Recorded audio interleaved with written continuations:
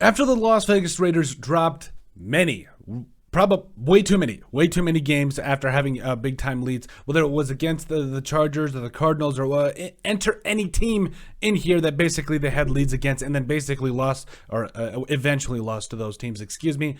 It was getting frustrating. It was getting to the point where we were asking the question, like, is it just time to blow this thing up? But the biggest knock on the Raiders was, can they find a way and learn to win close games? And I think they've done it over the last couple of weeks. Now, again, I'm going to extend a caveat here, as I always do, because I try to be as fair as possible. I do think that you have to look at both sides of the coin here and be honest. You have to look at, okay, who did they beat, and was it actually a way of them learning to win the game? Like, was it a way from them to compete and find a way to just close it out? I think they did that. So, yes, we're going over here into the later part of the season. So, you start out with the Broncos. Yes, it's the Broncos who just seem to kind of be, spiraling out of control with Russell Wilson and everybody, yada, yada, yada. So you got the Broncos, you beat the Broncos, you find a way to get the win there. That's impressive. But then you go out and you get another overtime, late time win over the Seahawks, who technically are in the race for the NFC West, and there's got to be a little bit more pep in your step if you're the Raiders, because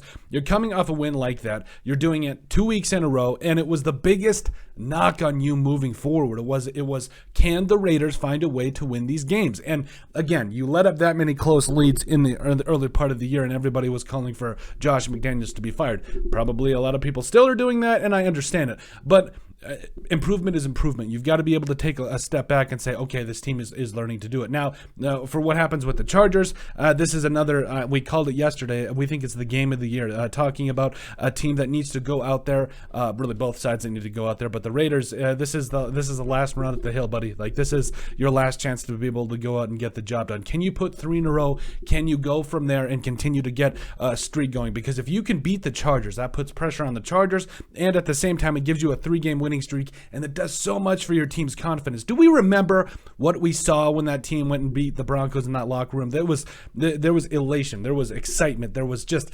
vigor in the air. You loved it. So I think the Raiders, learning to win these close games will go far for them and really help them out this season. The question is, can they extend this? Can they keep moving it forward? And can they keep finding a way to win these games and potentially turn around their season a little bit later than we would have liked? But hey, it's better late than never, or all the cliche sayings that you want to say there. But let us know what you guys think. The Las Vegas Raiders, who are learning to win these close games. Make sure you guys like and subscribe down below. Leave a like and a comment. It helps people find the show. We greatly appreciate all the support that we've gotten and continue to get. You guys are all truthfully awesome. We love every single one of you. Down in the description below, you'll find all of our social media platforms. So give us a like and a follow there. Also, remember to give us a listen and sub on iTunes. And finally, if you have anything else you'd like us to cover, send us an email at thesportsbp@yahoo.com or put it in the comment section down below, and we would love to cover it. But let us know what you guys think about the Las Vegas Raiders, who are learning to win close games.